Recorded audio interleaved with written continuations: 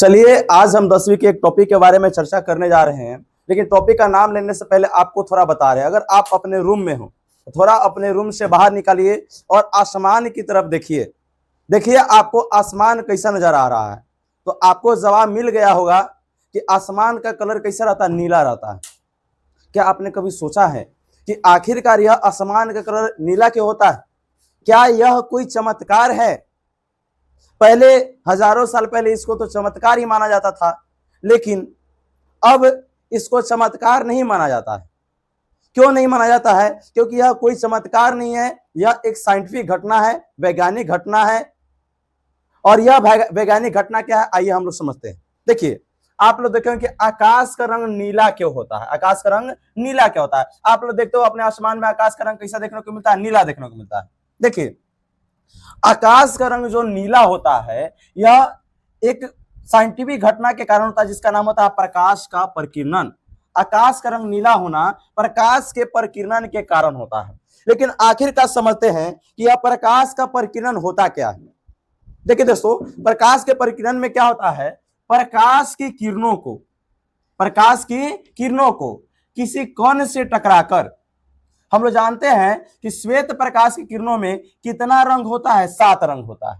तो प्रकाश की किरणों को किसी कण से टकराकर विभिन्न दिशाओं में, देखिए इसका जो 7 रंग है विभिन्न दिशाओं में छितराने लग जाता है, और इसे छितराने की प्रक्रिया को क्या कहते हैं? प्रकाश का परिकिरण कहते हैं। इसमें कितना रंग होता है? 7 रंग होता है। उस रंग का नाम है बैगनी, जामुनी, नीला, हरा, पीला, नारंगी और लाल। इसको आप एक ट्रिक द्वारा याद कर सकते हैं, बैजानी ह पिनाला। बैगनी, जामुनी, नीला, हरा, पीला, नारंगी और लाल। तो प्रकाश के किरणों को किसी कण से टकराकर विभिन्न दिशा में, यही रंग क्या होता है? विभिन्न दिशा में छितरा जाता है। इसी को क्या कहते हैं? प्रकाश का परिकिरण कहते हैं। और इसी रंग में से एक रंग है जिसका नाम है नीला। यही नीला रंग जो होता है आकाश में परिकिर्णित होता है। कैसे परिकिर्णित होता है इसके बारे में समझते हैं। देखिए आकाश का रंग नीला होना प्रकाश के परिकिरण के कारण होता है। सूर्य का प्रकाश जब हमारे वायुमंडल से होकर गुजरता है, हम लोग जानते हैं कि हमारे पृथ्वी के चारों तरफ क्या है? वायुमंडल की विभिन्न परतें हैं। आप लोग जानते हो क्षोभ मंडल, समताप मंडल, मध्य मंडल, आयन मंडल, अवाय मंडल। हमारे पृथ्वी के ऊपर वायुमंडल के विभिन्न परतें हैं, और जब सूर्य का प्रकाश हमारे वायुमंडल से होकर गुजरता है, तो वायुमंडल में देखिए, तो उसका वायुमंडल में गैस के अणु, हम लोग जानते हैं कि हमारे वायुमंडल में विभिन्न प्रकार के गैसें देखने को मिलती है। जैसे आप लोग सुने होइएगा, नाइट्रोजन गैस होता है लगभग में 78% के आसपास में, ऑक्सीजन गैस होता है 21% के आसपास में, कार्बन डाइऑक्साइड होता है 0.03%, यानी विभिन्न प्रकार की गैसें होती है वायुमंडल में। तो उसका वायुमंडल में गैस के अणुओं, पानी की बूंदों, देखिए आप लोग जो कभी देखे हो कपड़ा आप लोग सुखाने के रखे, उसका कुछ समय के बाद में कपड़ा सूख जाता है, उसका पानी कहाँ गया? हमारे वायुमंडल में चला जाता है। अब वायुमंडल में क्या देखने को मिलता है? वही पानी की बूंदे देखने को मिलता है। पानी के बूंदे, धूल कण, आप लोग जा रहे हैं धीरे धीरे पोल्यूशन फैल रहा है, तो वायुमंडल में ही धूल कण उड़ के जाएगा। तो वायुमंडल में क्या देखने को मिलता है? गैस का अणु देखने को मिलेगा, पानी के बूंद देखने को मिलेगा, और क्या देखने को मिलेगा? धूल का देखने को मिलेगा। तो क्या होता है? जब सूर्य का प्रकाश हमारे वायुमंडल में प्रवेश करता है ना, तो इसी गैस के अणु, धूल कण, पानी की बूंद से होकर क्या हो जाता है? आदि से होकर इसका क्या हो जाता है? परिकिरण हो जाता है, यानी परिकिर्णित हो जाता है।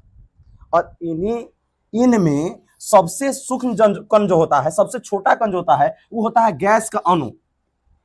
और पानी की बूंदों में तुलना कीजिएगा, अगर आप धूल कणों में तुलना कीजिएगा, गैस में तुलना कीजिएगा, तो सबसे छोटा कण कौन होता है? गैस का अणु होता है। जब आप लोग पढ़े ना कि 78% नाइट्रोजन होता है, 21% ऑक्सीजन होता है, 0.03% कार्बन डाइऑक्साइड होता है, तो सबसे ज्यादा क्या देखने को मिलेगा? गैस के अणु, और साथ में सबसे छोटा कण यही होता है। और यही जो गैस का अणु होता है सबसे अधिक नीले रंग को परिकिर्णित करता है।